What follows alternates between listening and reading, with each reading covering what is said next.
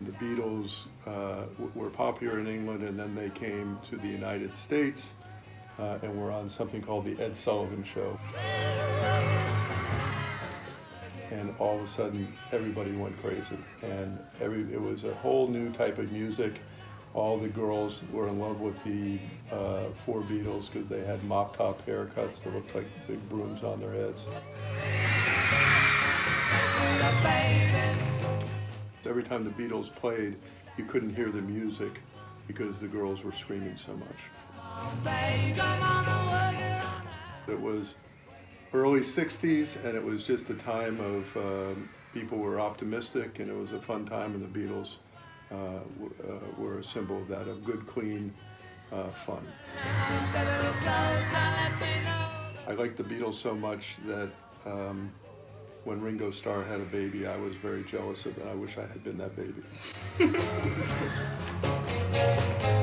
My favorite Beatle initially was Paul McCartney because he was just really good. But as I grew older, as I better understood the Beatles, I realized that John Lennon was the real talent.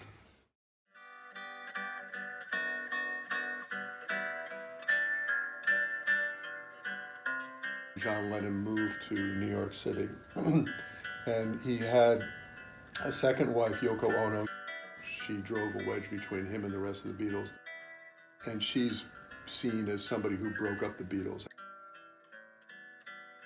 So John and Yoko lived together at a big apartment building in New York called the Dakota, and John became sort of a recluse. All he did was sit in his apartment all day and took care of raised his son, Sean, and had some music, but he didn't go out in public. And finally, he started to come out of it, and he decided to record music, and he decided to go out on the town, and one night he went out on the town, went out for some dinner or something with his wife, and when he came back to the Dakota, he walked in, and Mark David Chapman was outside waiting for him and yelled, "Mr. Lennon," and John Lennon turned to give him an autograph or something, and he shot him dead.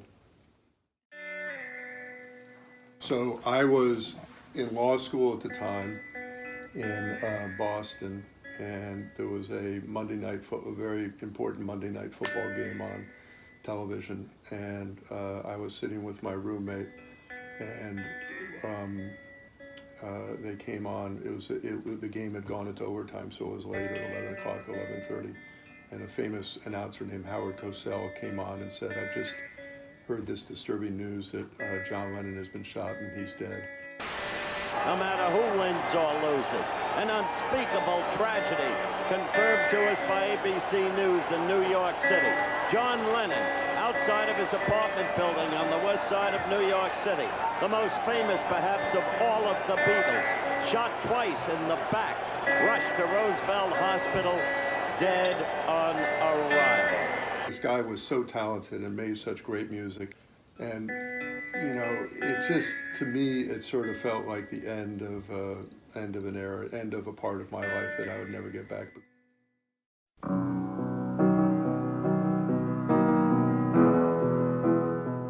There was huge reaction. Thousands of people would stand out there and have visuals, and it was just a sad time. No heaven sees if you try. It changed the world in that one of the greatest entertainers of all time was taken away much too early.